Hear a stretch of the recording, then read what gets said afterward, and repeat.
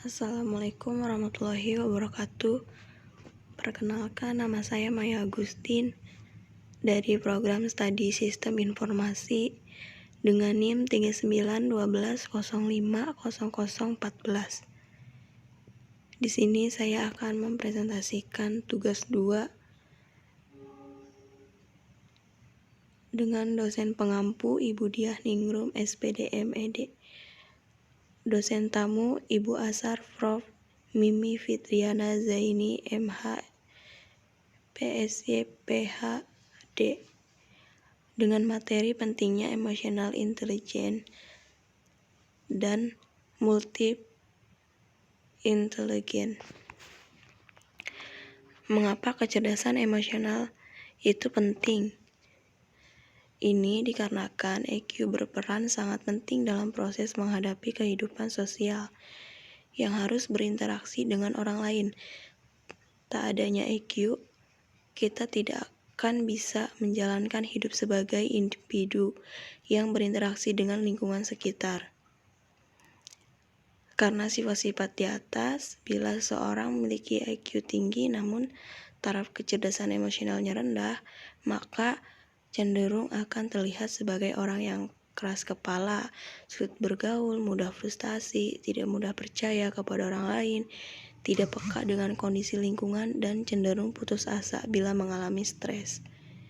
Selanjutnya, EQ sendiri merupakan ukuran kecerdasan intelektual seseorang, sedangkan EQ menunjukkan kecerdasan emosional seseorang.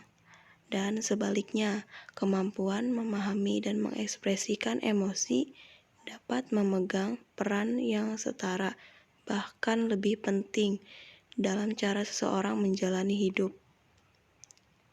Nah, apakah EQ bisa dikembangkan?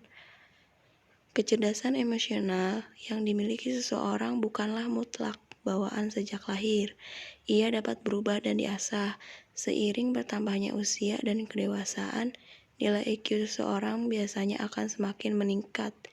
Namun, alangkah baiknya lagi jika kecerdasan emosional itu ditingkatkan sejak dini, sejak usia kanak-kanak.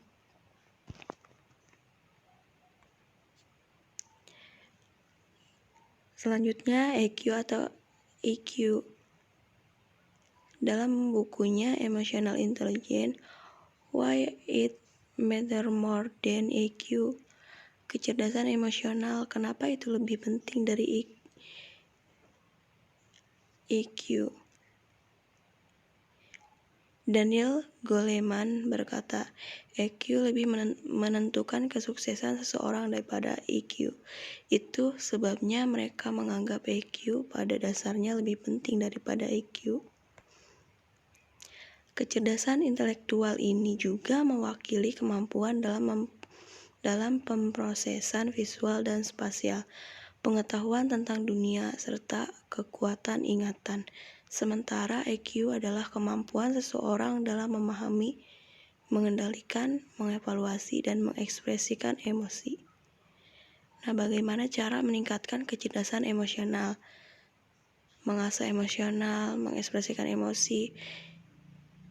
Cara meningkatkan kecerdasan emosional selanjutnya adalah dengan mampu mengekspresikan emosi, memotivasi diri sendiri, mengenali emosi orang lain, mengelola emosi orang lain, membuka pikiran, introspeksi, memahami tubuh Anda, belajar berhubungan dengan orang lain. Sama seperti skor EQ, skor tes EQ 100 dianggap sebagai skor rata-rata. Skor 115 dianggap mengagumkan.